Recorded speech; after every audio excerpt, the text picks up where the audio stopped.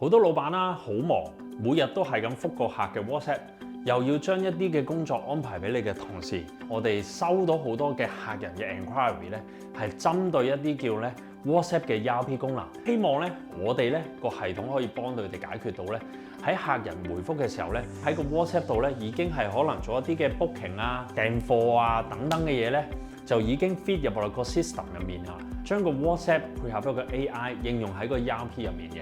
我哋有幫一啲唔同嘅 case 去，例如可能係咩咧？補習社啦、拖車公司啦、book 車嘅公司啦、運輸嘅公司咧，收到個客人嘅 WhatsApp 嘅時候咧，系統已經自動生成咗一張 order， 咁會 send 咗個 WhatsApp 咧就係 full 嗰個 AI 秘書，通知翻負責嗰個指定嘅管理嘅同事，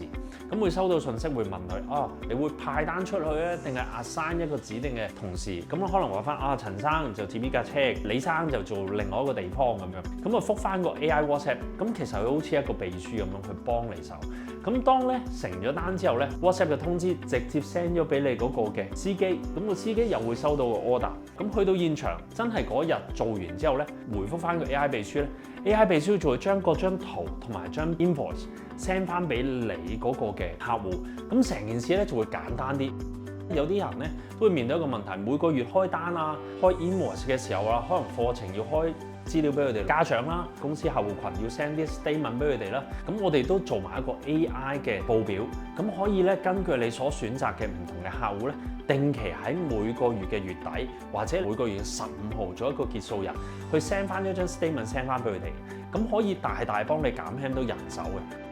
咁一般咧，我哋做呢啲嘅 AI 定製咧，你唔好以為價錢好貴，都係一個比較 reasonable， 咁係可能係萬零蚊到3萬蚊到呢啲 range， 咁已經會包咗一個 basic 嘅 ERP。咁坊間咧有好多嘅一啲AI 又好咩都好咧，咁好大嘅問題就係只能夠呈現到佢哋嘅功能係幾強勁，但係用唔到落你嘅 system 入面，對唔到落個會計報表。咁所以咧，你需要一個 basic 嘅一個 ERP 喺底層之後咧，點配合埋個 WhatsApp？ 咁而我哋嗰個 WhatsApp 咧係唔需要每一條信息再收你錢嘅，只需要一個 basic 嘅月費裏面咧已經連接咗我哋嘅 ERP， 咁隨時幫你喺個 WhatsApp 所收發嘅信息裏面咧已經記錄咗個系統裏面啦。咁有啲咩留言翻、comment 翻、約翻我哋嘅同事。記得 like 同 subscribe， 開埋個叮叮鐘仔就可以第一時間收睇我哋嘅新片啦。